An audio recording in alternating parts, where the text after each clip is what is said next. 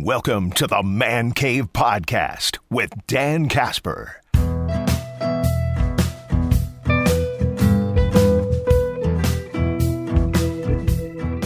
What's going on, everybody? Welcome to this episode of the Man Cave Podcast, brought to you by our good friends from Hy-Vee and Toyson Ford. Dan Casper here with you, as always. My buddy Brandon Berg's going to be here just in a second. We've got former Badger Joe Gribowski, former Badger and Packer Bill Ferrario, making their weekly stop with us as well. We're going to talk about their new podcast, 217 South Mills. They got to catch up with their old coach, the Godfather himself, Barry Alvarez, and a couple other questions and topics we're going to hit up with them. But Brandon's going to be joining me. We got a top five with the NFL free agency coming up here. You know, we always talk about some of the best free agent signings, but what about some of the cautionary tales, like the worst ones out there? So let's bring Brandon in right now. Top 5 plus worst free agent signings by our favorite football teams. So, without further ado, should we jump right into it, B? Let's do it. Let's do it. You've got some honorable mentions. I do. I'll tell you what, I don't. So I don't have any honorable mentions. So I'm going to let you run with it, big boy. How many honorable mentions do you have, first off? 4. Jeez, okay. This was kind of like my Bear one where I had like 5 honorable mentions over there. So probably could have had 6 or 7 total. Yeah. But all right. I don't know if this paints a good picture for your team if you've got 4 honorable mentions. Not exactly. All right, what do you got, man? All right, well, I guess to set this up for people that don't know, I mean, the teams that I'm drawing from here, I mean, everyone knows I'm a Brewers fan. Mm-hmm. I'm a Vikings fan. I am a Bucks fan. I'm also a Pittsburgh Penguins fan. So you're doing all of your teams? Yeah. Okay. Yeah. I just did football for me. Oh, so. No, when you said all of them, I just did all of them. That's fine. That's fine. But 4 honorable mentions. Earlier on, you mentioned your Bear list, but my honorable mention starts with a former Bear that came to Minnesota, Bernard Berrien. I remember him. I had him on a fantasy team 1 year. 6-year, $42 million deal. In 2008, he lasted about half of that, and he had some moments where he was kind of productive, but just ultimately never kind of worth that contract. Which football contracts are always a little bit different in that way. Like as we talked about a lot here, like you can hear a number, and it's not necessarily that number, but still, just not probably ultimately what they were looking for production-wise there. My next one is, I'll just go with another Viking in there too around that same time, Mediu Williams. Oh, yeah. Safety, came over from the Bengals, had a really good start to his career at Cincinnati, but some injuries and some other things I think just kind of kept him from ultimately, being what he could have maybe been with Minnesota. Mm-hmm. Floated around a little bit after that, but that was kind of really it for him. The one Brewer on my honorable mention list, and this one isn't so much that it was like really like a debilitating free agency signing. It just kind of goes to show that they really didn't get anything out of it. David Riskey. Okay. Reliever signed in 2009 to a 3-year, $13 million deal. Lasted less than 2 years. Had an ERA over 5 with the Brewers during that time. Just, that was at a time, I think, where teams were still willing to throw out multi-year, at that time, decent money contracts for, non-premium relievers, which teams really don't seem to want to do very much anymore. But And the other one, the only Penguin that's going to be on my list, Jack Johnson. Defenseman signed in 2018. Was very much a questionable decision at the time, and it proved out. 5 years, $3.25 million per year, and lasted 2 years before he was ultimately traded. Mm-hmm. So those are my 4 that are honorable mentions. All right. So I thought about doing multiple ones, but I kind of kept it. From just football here, just because with the NFL starting and such. So, you want me to start with my number 5 since you just did you just did your pluses over there. So, my number 5, I'm gonna go. This one might be more of a just because I remember it happening, and he played 1 year for Green Bay. And I get he was older when he came over, but still, there was a lot of hype surrounding it. Hardy Nickerson. When Hardy Nickerson came over to Green Bay in 2002, he was 37, but this was when Mike Sherman was general manager too, and there's another person who was also signed with this free agent class that's coming up here. But I remember, Hardy Nickerson, maybe I should have lowered the expectations, but there was some hype coming in, and he played 16 games, but only 86 tackles in 2002. So, maybe it's more I had higher expectations for him, and I was a little bit younger. I was in high school and such. But for me, Hardy Nickerson, number 5, maybe when you're looking at it, probably shouldn't have signed. And that was his final year too. Like he was done after that. But number 5, I'm going to go Hardy Nickerson for me. There's always that kind of sinking feeling when we were looking through these, and you see that your team signed someone to a big deal, and they were the last team a team played for. Yeah, it's kind of like, oh, we got bit last. Yep, exactly. That's a good way to put it. Yeah, I completely agree. There's a few of them on my list too. So number 5, Jeffrey Hammonds, Milwaukee, signed with the Milwaukee Brewers. Those of you that don't remember, Jeffrey Hammonds, an outfielder, signed with the Brewers in the offseason of 2000, ahead of 2001. So it was kind of their big splash signing before Miller Park opened up. Mm-hmm. It was going to kind of be supposed to be one of those new faces to kind of lead them into that new generation. But signed a 4-year, $22.5 million deal. Then played only a few years with the Brewers. Hit 248, had 16 home runs in 187 games. Didn't make it through the contract. He was someone that really he got a good payday as a result of the year before. He had a really good year with the Rockies, but I mean it was also in Colorado where maybe at that time people weren't still fully aware of what the Coors Field bump can do to some people offensively. I mean he hit 335 with the Rockies in 2000 and parlayed that into a good contract, but yeah, he didn't make it through that contract. Ultimately, he was released by the Brewers, I believe in 2003 maybe. Floated around a little bit, but that was kind of it, and he was just at that time, it was the Brewers trying to make a splash, but maybe not fully doing their homework as far as the sustainability of him being able to be good for them, and it just didn't work. And it didn't work out. Yeah, my number 4 also relates to what you were saying about my number 5. When they finished their career with that team, Jeff Saturday. At number 4, I still remember seeing it on the scroll the day that he signed with the Packers on ESPN. That 2-year, $7.75 million deal. Coming a long time, Peyton Manning Center, coming over. Ended up playing like 13 games, got benched for Evan Dietrich Smith, and still made the Pro Bowl because the Pro Bowl is ridiculous, based off fan votes and such. But, I mean, I get it. It was kind of a fill in the hole, stopgate sort of thing. But the fact that he couldn't even finish off the year as a starter kind of tells you something. Yeah, that one, I still remember having the argument with, this was a few years ago, but when Neil Hebert was on. I was just going to I remember Neil being a Jeff Saturday guy. Yeah, like, I don't know if we were, like, picking the all-time Packers teams or something like that, and he put Jeff Saturday on there, and he's like, well, you made a Pro Bowl. Like, you weren't paying attention to what was going on. He got benched after 13 games. So, Jeff Saturday for me is number 4 over there. Another guy who finished his career in Green Bay. So. And this is a guy whose last stop was with the team I'm going to bring up. This is the only Milwaukee Buck I have on this list. Okay. Anthony Mason. Ah, yes. Anthony Mason in 2001 signed a 4-year, $21 million deal with the Bucks. Many people and at that time he was kind of looked at as being like the last piece. Mm-hmm. Because remember, in 2001, the Bucks are coming off the Eastern Conference Finals run where they lost the Sixers in 7 games. They have Glenn Robinson, they have Ray Allen, they have Sam Cassell, they have Tim Thomas. They feel really good there, but they're just looking to add a little toughness, a little physicality. And Anthony Mason in the 90s, played for the Knicks most notably. Played for Charlotte. He was an All-Star there later on. Yep. When he was kind of looked at with some of those, with the Heat, with the Heat, I forget if it was with the Hornets or maybe it was with the Heat where he was an All-Star, but he was like looked at as like a legitimate 20-point scorer kind of guy, and 20 points, 8 9 rebounds. So you could understand the rationale of bringing him into Milwaukee, but it just didn't work. Right. He 4-year deal lasted only 2 years, and really he averaged 8.5 points, 7 rebounds per game,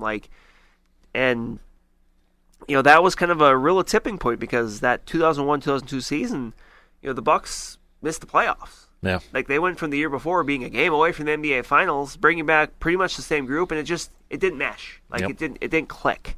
Like I think bringing him in, you kind of had too many cooks in the kitchen, so to speak. Yeah. And ultimately, that kind of led to the unraveling of that group of Bucks because the next year, Ray Allen, in the second year of the Anthony Mason deal, and look, it's not Anthony Mason's fault, but that Ray Allen was dealt, and that group kind of just was picked apart, and that led into a long period of just kind of irrelevancy with the Bucks. Yep.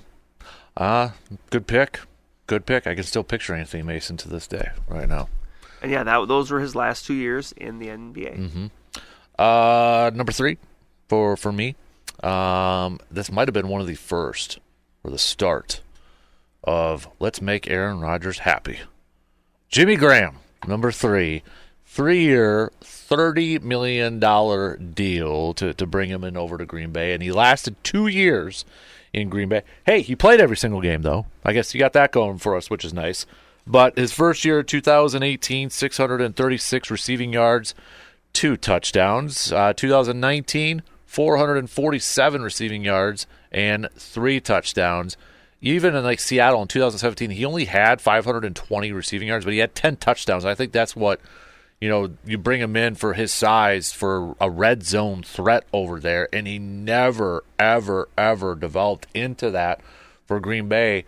Apparently a good friend of Rodgers and all that. Even that couldn't help it out. So, I mean, there was a run there with Uncle Ted, with Ted Thompson, and, I guess, you throw in Goody into this too, but where they just struggled to find a tight end, it was always kind of flip-flopping all over, and they swung and they missed on Jimmy Graham. So number 3 for me, Jimmy Graham. Number 2, and I think this is probably going to be the funnest one on the list for me, but this is my only Viking in the top 5. Fred Smoot. Yeah. Fred Smoot signed. This is your 3, though, right? This is my 3, though. Okay, yes. I thought you said 2. No, this is my 3. Yep. Fred Smoot, 6-year, $34 million deal in 2005. Only lasted 2 of those years. Played 25 games, 3 interceptions. Got off to a good start to his career in Washington, and when he came in, the Vikings already had Antoine Winfield, so I think the thought was, hey, we got 2 very different, but still 2 very productive corners, and I don't know if he was necessarily a good fit for what they were doing, but still, it never clicked. And then, gotta mention, of course, Fred Smoot, a central figure in the infamous Love Boat scandal for the Vikings. I mean, that was 2005, I believe, as well. So, it never worked. After he was always one of those guys who was very sure of himself, even when he didn't necessarily have reasons to be. Yeah. So he lasted 2 years in Minnesota, kind of floated around a little bit. I think he went back to Washington for a while too, but floated around for a few more years, but that was kind of it. But just never lived up to kind of the expectations he was going to have when he came in. Mm-hmm. That's a good one. Good old Fred Smoot, man. All right, the top 2. My number 2. Going back to the Mike Sherman era of general manager and coach, Joe Johnson, defensive end, Joe Johnson. The Packers gave him a 6-year, $33 million deal back in 2002. That was a good chunk of change over there for salary cap and such. He was coming off of 2 years. So 1999, he missed the entire season. But then in 2000, he bounced back and became an All-Pro, comeback player of the year, 12 sacks for the Saints. Played in 16 games, and he played 16 games again, 9 sacks. Gets that big free agent deal from Green Bay, and 2 total sacks. Played in only 11 games in 2 years. Another guy who ended his career in Green Bay over there. I remember being geeked up about, hey, Joe Johnson's coming in. We finally got another defensive end. Reggie White's gone and all that, and thought Vonnie Holiday was going to be that guy and such, but... Yeah, the Hardy Nickerson and Joe Johnson free agent class is something I still remember to this day, and it is not a very positive memory of the Mike Sherman general manager era for Green Bay. And the thing is, with Joe Johnson, he played in double-digit games besides 99 when he missed the entire season with that knee injury. Then he gets to Green Bay. He's only age 30, 5 games his first year. And 2 sacks. Then he plays 6 games in 2003. 6 games, no sacks. Nothing. So, Joe Johnson, number 2. My number 2 and my number 1 are kind of connected, and you'll probably get it when I say who they are, but they're from the same team, and they're similar. It was just a matter of having to pick one over the other. My number 2, Matt Garza. Yeah. Okay. Matt Garza signed a 4-year. I think I know where your number one's going to be now. I mean, I'm not. Yeah, it's should be pretty obvious at that point. But Matt Garza, a 4-year, $50 million deal in 2014. His numbers, he didn't go all 4 years, I believe, with the Brewers. So, but 26 and 39, an ERA of 4.65 in 528 and a third innings pitched, and just. I think I've said this before, but I don't know if I've ever seen like a more universally just disliked Brewer. Yeah. Like, I don't know if I ever met anybody that liked Matt Garza. Looked like Count Dracula. He did, and look, he got off to a decent start to his career or with the Brewers. I mean, he pitched well before Milwaukee. He just always looked mad. Right, Yeah. and by the end, like, it was just that awkward spot where it's like, he's still on the roster because of his contract, and it's just like. Probably frustrating for him because he wants more of an opportunity to try to kind of turn it around, and he wasn't necessarily getting it, but at the same time he wasn't getting it because it wasn't pitching well. Just it didn't work. I mean, it didn't work at the end, and at that time, remember that's when the Brewers were really desperate for basically any starter with the pulse. Around that time, I believe it was maybe the year or prior to this, I Kyle Loesch, and Kyle Loesch actually gave him a couple decent years. So that's why he's not on my list. Like his last year was kind of tough, but his first couple years were pretty solid. So. But it just ultimately didn't work. Mm-hmm. I think I do know your number one. I think it's pretty popular out there. So, with that, my number one is I remember stupid crap. I don't know why. I just remember stupid crap. I remember this day. It was a day that I actually went to, and my wife, I think, was pregnant at the time. Was she pregnant? I had to double check the year. I'd have to double check the year. Let me double check the year.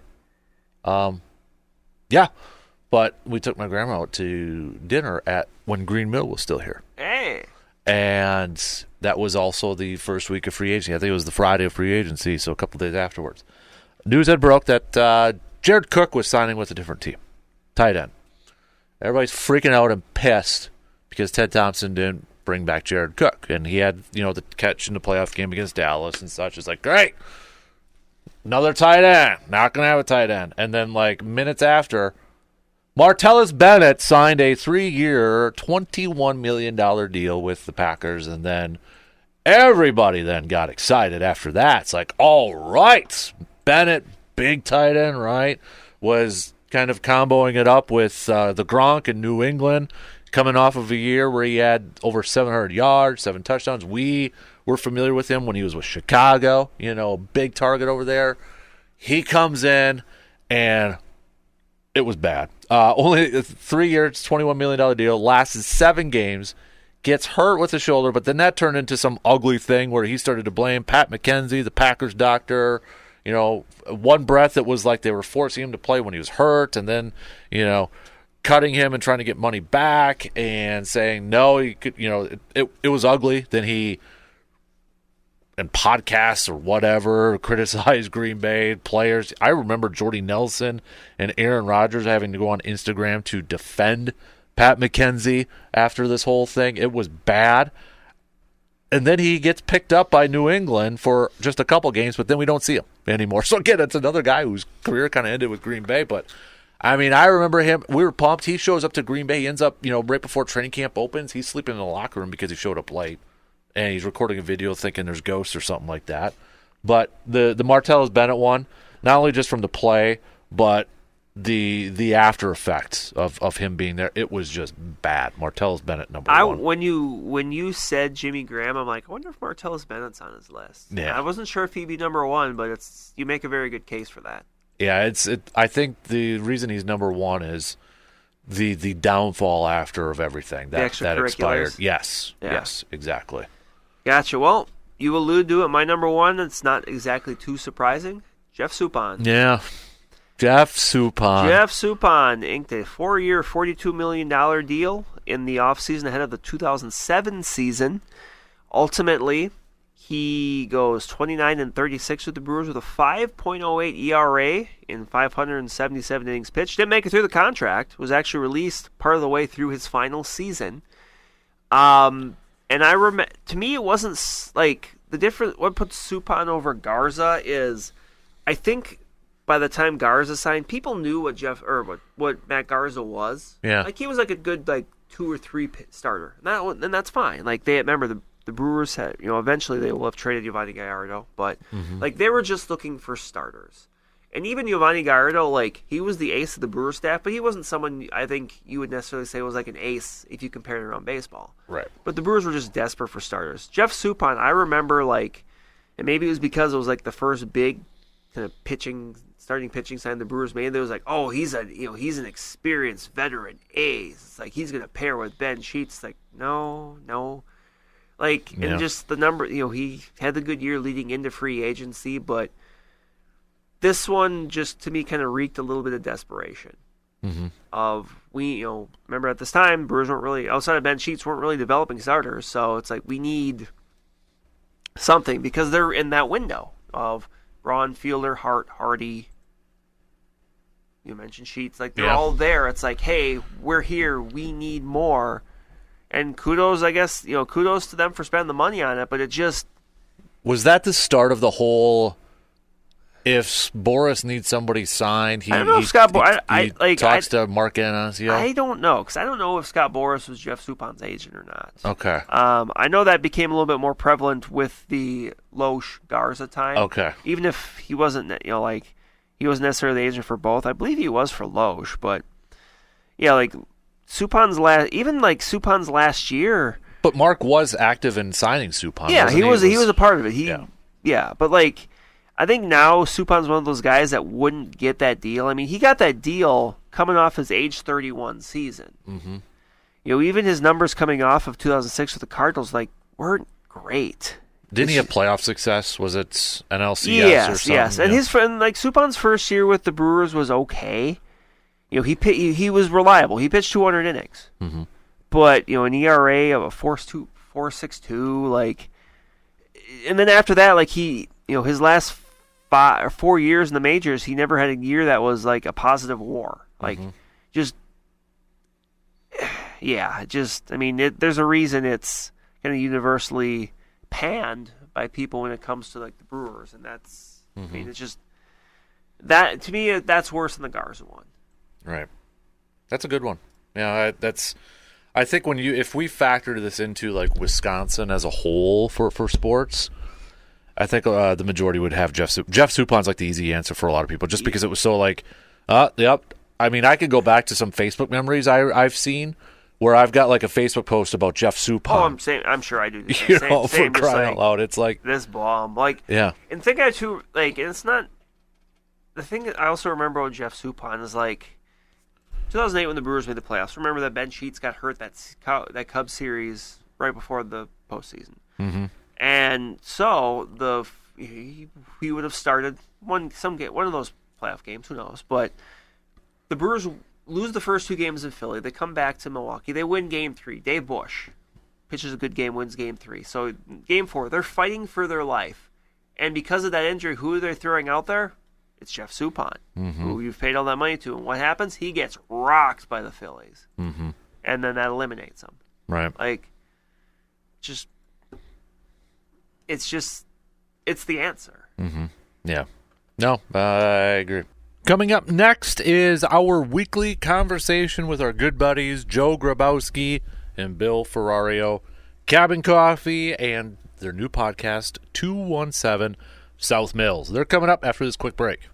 Are you thinking of taking a spring break trip this year? Or maybe you're already eyeing up that summer vacation, but you're not quite sure if you have the proper transportation for those road trips. Hey, that's where Toyson Ford can help you. Toyson Ford has a wide selection of new and used vehicles for you to check out. And at Toyson Ford, they treat you like an honored guest. They will work with you on financing no matter what your budget may be. So if you're looking for that new vehicle this year, head to Toyson Ford, located at 1000 Chippewa Crossing Boulevard in Chippewa Falls.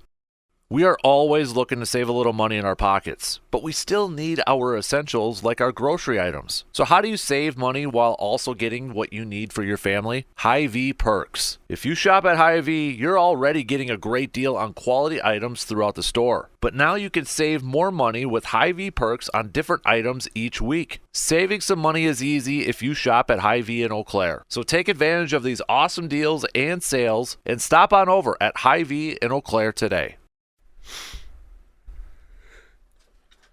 Back from a little vacay. What would you say? The boys, Bill, Joe, 217 South Mills, Cabin Coffee.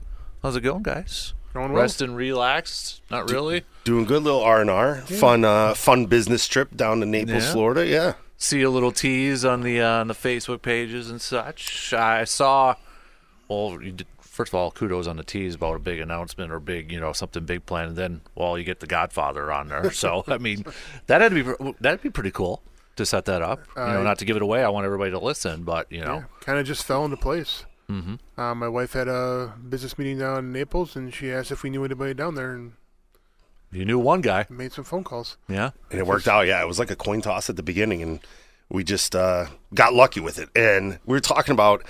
It was awesome seeing him, and I think I'm going to toss it to Joe. But one of the things we always talk about on this show is if you're not early, you're late. Mm-hmm. And here I think is a funny story we could share because we have been letting little teasers out about the episode before it drops. But you want to tell them how our morning went? Yeah, so we are excited he's going to come to the hotel, and we have the room set up. We tore it apart, reorganized the entire room, had the lights set up ready to go, and well, I'm sweaty because I've been working, and so is he. So I'm like, okay, we got about we'll head down there 20 minutes too because you got to be there 15 minutes early, and so I'm just kind of like decompressing, and at 9:28, like over 30 minutes before the scheduled time, we get a text. I'm downstairs. we have not moved as fast as we moved that morning in probably 20 years. Joe's like literally running in a hotel room as he's like changing at the same time. I'm like, I'll go get the elevator. I'll hold it. We had a guy down there. We call him our little Albanian buddy. And he was down there doing video and helping us with some stuff. He's like, should we wait for him? I'm like, no, Coach is downstairs. We really felt like he was going to run us in the parking lot for not being downstairs on time. Really? Like, that was our thought, at least. Like just like we were back in college. Like I was late for a meeting. That was the anxiety that I was feeling at that point in time. I'm like, it never goes away. So note to self, the new 15 minutes early is now 30 minutes or 32 minutes. Yeah, we'll just round up to 45 if we have Barry on again, which we did. So he opened his mouth. He made the mistake and I told him you shouldn't have done that with me here. He goes, why aren't we just doing this at my place? And I'm like, well, Coach, that you bring that up, right? We may be coming back down within a year and doing a follow-up with you, and we will do it at your place, and we'll get it all set up. So, yeah, it was a really good time. He was so laid back and, just the different topics we covered that will be on the show, everything from our past and our highlights, even how he got there and how things got started all the way up into, we touched on like NIL, little transfers. So it was a fun, it started off as an interview and it turned into a fun conversation. Yeah, absolutely. And even some of the stories we never heard before. So, and we thought we had a pretty good handle on him, and some of the stories you're like, holy cow, like I never heard that before. So it's super cool. Dude looks like he could still roam a sideline too. Oh yeah, absolutely. Yeah. He's still in, like you said, Godfather. We call him the Godfather, the Don, and shows up. He's like, I hope you don't mind. I brought somebody. He brought this guy named Danny, and he's like, yeah, Danny's driving me around. So he basically has this friend of his that I think they've been friends for over 40 years. He's like his driver in Naples. So Coach actually said to him, he's like, hey, Danny, after you drop me off, make sure you run to the CVS by my place and get Coach Alvarez, his wife's name's Cindy. He's like, stop at the CVS and get Cindy's prescriptions and then drop them back at the house. We're like, holy shit, like you really do run this town. I end up calling the University of Wisconsin to talk to him about something, and our contact at UW, I mentioned, oh yeah, he brought his friend Danny. She goes, he brought Danny the Greek? This guy's from Greece. So Joe and I joke about me talking too much, Joe talking too soft. I looked at Danny and I'm like, hey, when we come back, you're coming on the show. I looked at Joe, I go, we're going to have subtitles for that show because we could barely understand Danny. But Danny we ended up taking him out to lunch afterwards, and Danny just, hey, Coach, remember this one? Remember that one? And Coach just starts telling stories. I go, why don't we have the setup here at the restaurant? Like, The stories at the restaurant were just as good, if not better, than when we recorded the podcast. That's awesome. Very cool experience. Definitely. So make sure you're checking out that episode 217 South Mills.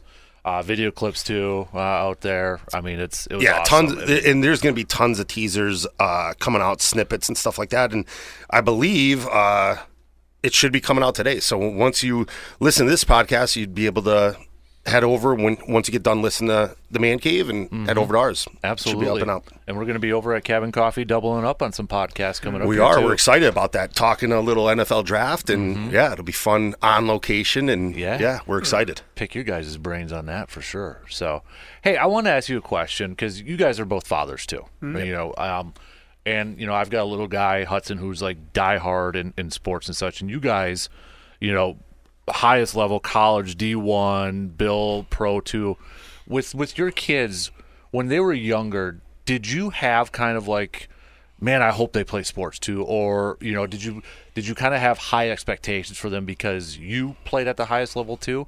Like, because you know, Hudson's like so diehard, and I feel like there's going to be external expectations from others, like, oh, you're the son of a guy who does a sports show or something like that. Did you ever have that thought, like, you know, with your younger kids, like, man, I really hope that they kind of play sports, or you know, did you feel like that external pressure maybe from others, like, okay, they got to be really good if they're in sports too? I guess I never really had any expectation. The only thing I ever asked my kids are, if you start the season, you got to finish it. So, and commit to it wholeheartedly. There's no, I'm missing practice, I don't feel well. I said, so your commitment is to yourself and to your teammates and to your coaches. So, and my kids played sports. My daughter was a heck of an athlete until about 5th grade, and then she was in swimming and soccer and basketball and all these things, and she was doing really, really well. And then I think after it was like traveling league softball and like regular league, she looked at me and she's like, I think I'm done with this. And I said, what's up? And she's like, I'm like, well, with softball, that's fine. And I said, well, but she's like, no, I think I'm done. And at that point in time, like, I was never going to force my kids to, you know, to play football. And my son played football up until his junior year, but there was never any pressure from me or from anybody else. And I tried to step away and be in the shadow as much as possible, so I wasn't overshadowing my kids' experience, because I was coaching for a while, my son, until about 9th grade, and then I realized it's hard to be the coach's kid. So at that point in time, I just backed away, because I'm not here to overshadow him, especially. This is his high school profession and, you know, his experience, and I just didn't want to be like, oh yeah, well, your dad's name is Joe. I didn't want any of that, so I just cut it out. And I think I'm very similar to Joe as well. I do appreciate and respect the disciplines that sports teaches. So I think we had both of our children in sports at an early age, the t-ball, flag football, basketball, stuff like that. My attitude was sort of, you have two choices once you get into high school. You either do it to have fun, or you're trying to be the best at it. And if you're doing it to have fun, we'll go sit down, enjoy watching the game. But if you're doing it to be the best, like Joe said, you got to have that commitment level, and high school is when that has to start. But yeah, never with the pressure. What I found was my son's had success with football, and a lot of parents think I just drill them at home, and we actually do more talking than we've ever done, you know, putting them through drills and stuff like that. And he's watched me work out other players, so it's a lot of talking about hand placement, footwork, angles, stuff like that. And yeah, it's been enjoyable. Yeah, because Hudson's at that age too. Like, I'm trying to, you know, it's not comparable, but like t-ball and like coach pitch, now he's going to do it. He'll do it if I'm coaching him. And at some point I want to step, it's kind of like what you were saying, I want to step away. Part of it's just because I want to enjoy it as a parent to watch, but I also want him to get coaching from other people who may know a little bit more at that point in time. And quite honestly, watching my kids play sports was more stressful than when I played. Like, watching them play sports and be like, and I'm sitting in the stands and I gotta, you're doing great, and inside I'm just like this rage monster that I'm holding on a leash as tight as I can, like, okay, yeah, good job, stay on your feet. And then you're just, so actually it would cause me more anxiety and more stress watching them play than it didn't. So yeah. Hey, I don't know if you guys had a chance to read some of the quotes from Nick Saban just the other day. So he did an interview, I believe it was with ESPN, but he kind of talked about, you know, the state of college football, and maybe kind of gave a glimpse of why he kind of called it a career too. And, you know, he talked about NIL, obviously was a big one and such. And he made a couple comments about after that Michigan game when they lost in the Rose Bowl. And he said, you know, he saw players, you know, throwing their helmets in disgust. They were upset. And he used the quote, if we win with class, you have to lose with class, and that really upset him to see how his players were reacting to that. And he said, a lot of players were, kind of worried about, okay, what's going to be my playing time for next year? How much am I going to get paid and that sort of thing. And it kind of really wore on him. But the quote I wanted to ask you guys about, because you would know more than anybody, the win with class, lose with class. Was that something similar to you guys when you were with the Badgers and Coach Alvarez? Absolutely. Not that we were muzzled, but there was a script, and that was the script. That's it. You don't venture off. You don't give people chalkboard material. You never make this university, this football team, or Coach Alvarez look bad, or any of the coaching staff. Like, yeah, you are on your game. You knew what your responses were, and I never ventured outside of those. So I'll answer with a funny story. While we were interviewing Coach down in Naples, I actually got yelled at because Joe asked a question. Coach started answering the question. Then I interrupted Coach. And I'm like, weird, right? I go, Coach, I found my voice in my later years and I enjoy talking. But yeah, to Joe's point, the locker room material, coaches take advantage of that stuff, and we were not going to allow that to happen. And like Joe said, we could be playing Michigan, and they're a good team. They have a good defense. We're trying to prepare for the just the typical stuff that reporters don't want to hear. They want to hear this, guys opening up. Yep. Just say, but you can't do that when you're on a team because you're gonna set yourself and your teammates up for failure or possible failure. But yeah, everything from we talked about it with Coach, his rules, which were rules for us back then, but have helped us so much in the future. And they were some of the stuff was silly. It was you couldn't have hair past your ears. You couldn't wear earrings inside the facility. Guys that did, they put tape or Band-Aids over the earrings or took them out. When we traveled, it was a business trip. And like Coach said that to us and reminded us that when we traveled, we always wore at least shirt and ties. Once I think we got sports coats from the Rose Bowl, then it was sports coats when we traveled.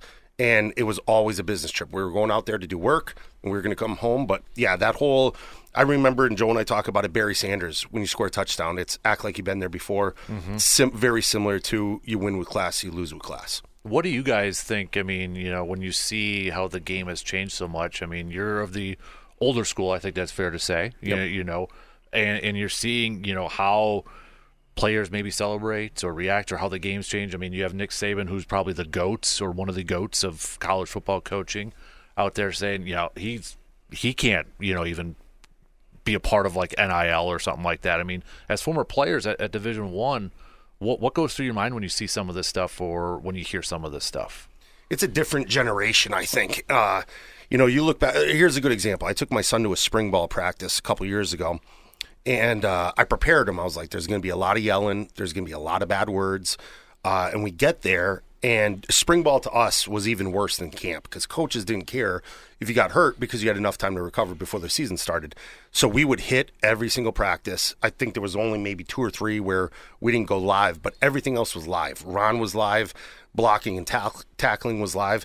You go to a practice now, they're playing music. Yeah. Guys are sort of dancing. It's a different generation, and they have to be coached differently. I don't think, especially like with O-linemen, the way we got coached 20, 30 years ago, you can't have that O-line coach an O-lineman today. I just don't. I think the kids are built different, whether it's the way they're raised, the video games, technology, all that stuff. But, yeah, we were definitely that older generation that were used to getting yelled at. We played, like Joe's mentioned before, we played out of fear, and you can't do that with these kids today. And I think now the way that if they were coached the way that we were coached back then, the NIL you wouldn't have any offensive linemen. Every person would just jump ship because, like, it would it was a very tough experience, and I'm thankful for it. And obviously, me and Bill are still friends for 30 years because of those experiences. But I don't think this generation would be able to. Maintain isn't the right word. They wouldn't be able to cope with some of the techniques that were used on us because now you have another option where your other option for us was quit or transfer, and it was sit out a year. So now it's just like, oh, I'm going to go play for this team. Maybe I'll try over here. Right. I'm going to be in college for 5-6 years, and I'm going to play for a different school every year until, so yeah, it was more of a commitment, and I don't think this generation could have hung with us the way we were coached.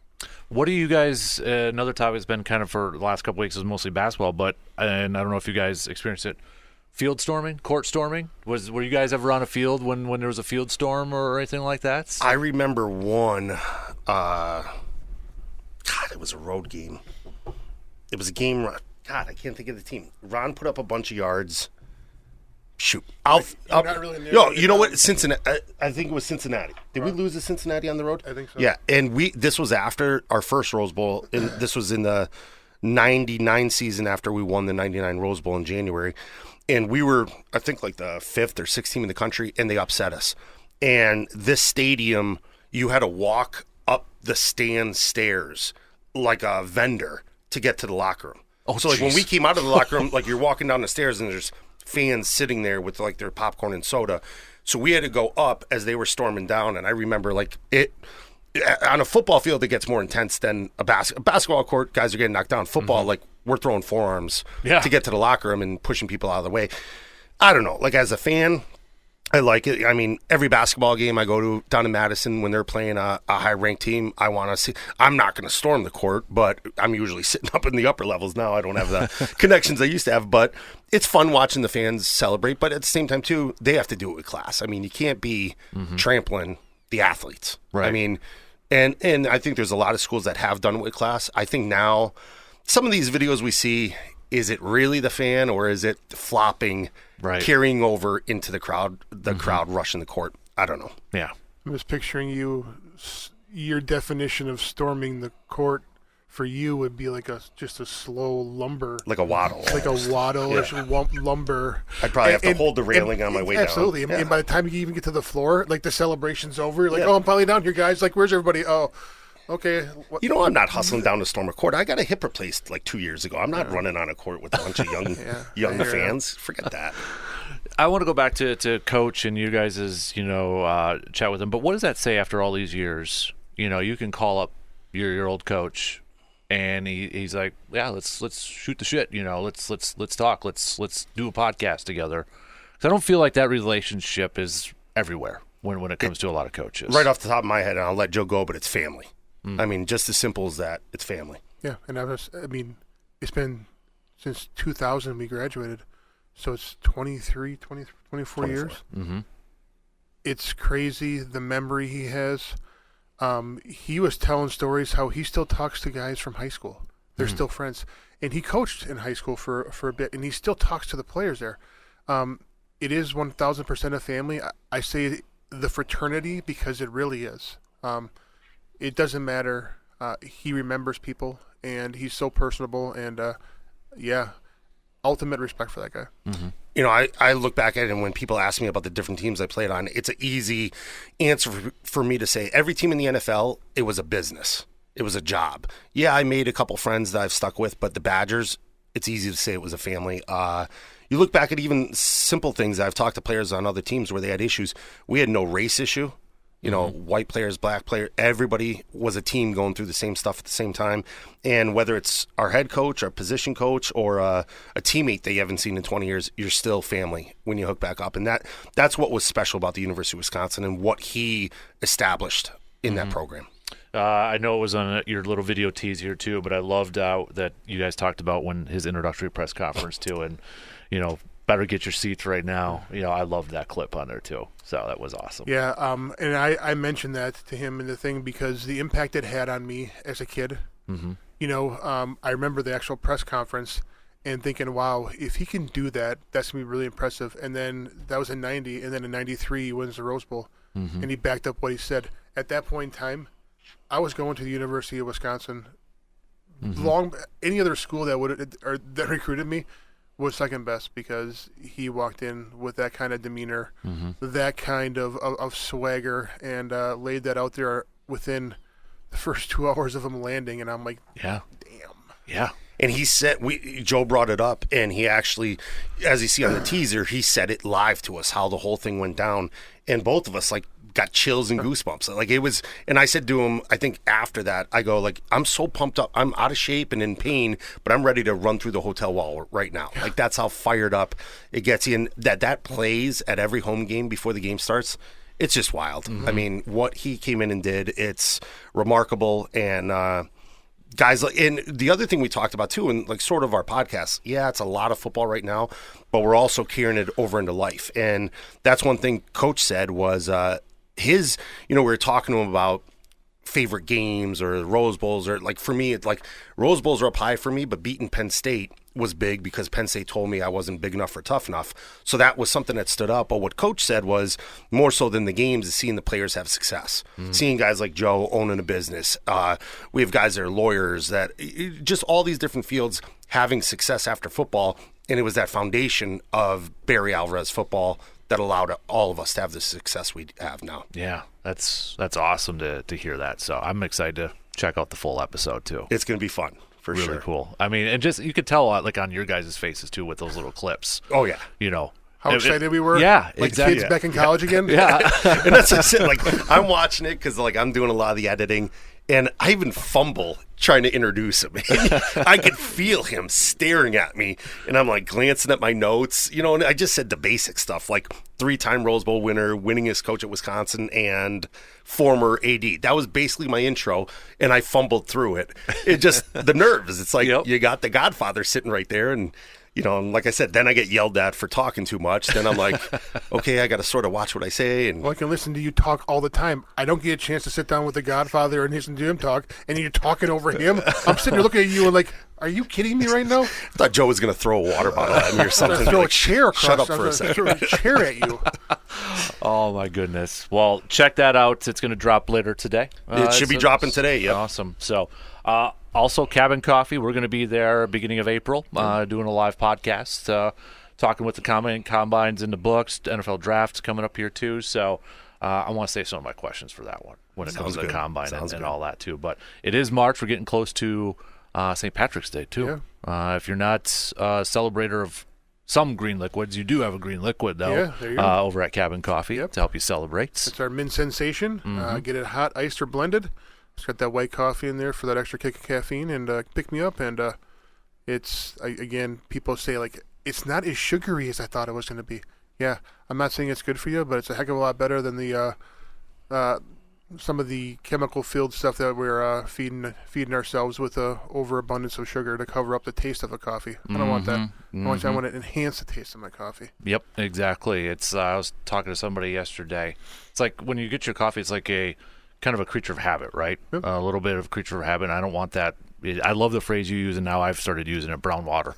The brown water. And it's like my go-to is Giddy Up. So I don't know why, but this just popped up on my Facebook. It's your video clip again on the podcast there, too. So the pubbin's working. It's getting out there. It's working right there. So, yeah, that guy looks like he could still coach. I mean.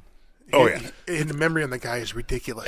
I still – could another coach, not to keep bringing this up, but could another coach who's been out of coaching and then we get to a bowl game go in there and fill in twice, not once, but twice. Exactly. No. And was it his grandson or said, Dad, or Grandpa, we just need some swag? Yeah. To go out there and go. And the guy goes out there and does it. Yeah, it's unbelievable. I mean, his story in general is unbelievable, and I think the person that he is unbelievable. And you would think that somebody that is on that level that he is at could easily have blown off me and Bill. Like, who are you? 24 years ago? Yeah, right. Mm-hmm. No, and it was just like we never left. Like we went away for the weekend and we came back.